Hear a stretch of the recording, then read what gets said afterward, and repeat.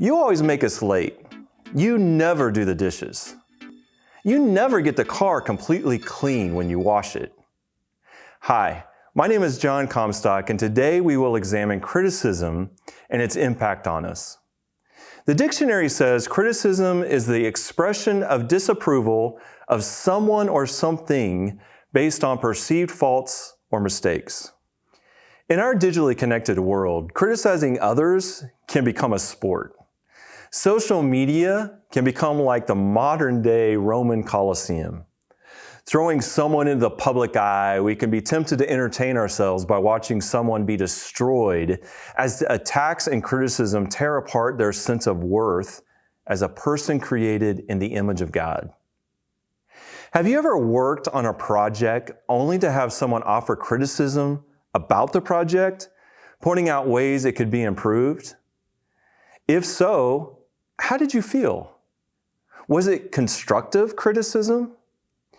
Did the criticism of the project make you feel defensive, hurt, misunderstood, or underappreciated? Or could you distinguish between the criticism about the thing and the person's feelings toward you? The answer to this question may depend on the tone, how the criticism was worded, and your level of trust in the person who offered the criticism. Have you ever been criticized in ways that use an explicit or implicit insult?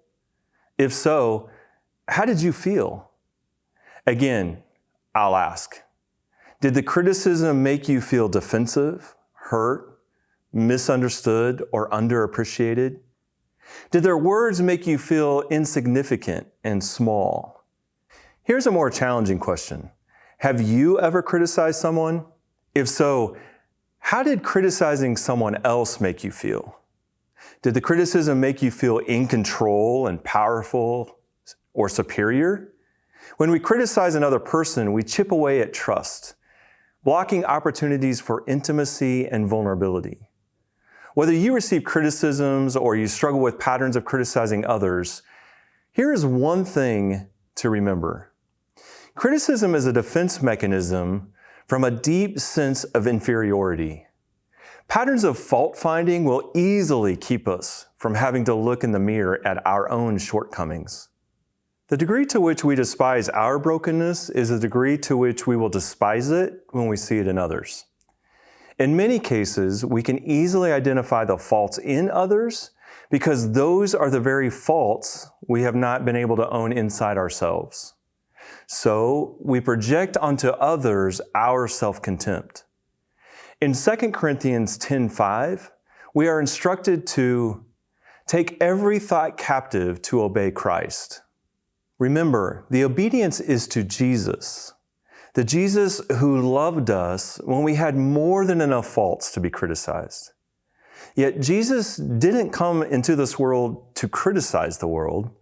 Jesus came as the perfect revelation of the Father's heart, a heart full of affection and love for us, even when we were performing at our worst.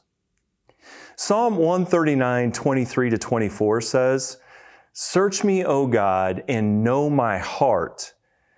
Try me and know my thoughts, and see if there be any grievous way in me, and lead me in the way everlasting." With that, here's today's challenge. The next time you're tempted to criticize someone, listen to your thoughts before they come out as words. Then be curious enough to ask, Jesus, is there anything about the other person's faults that remind me of my faults? And if I were known to have those faults, would I still be accepted and loved? Or, Jesus, will you help me experience the assurance of your affection for me as I feel so insecure right now? I pray that these questions will help you win today over criticizing others.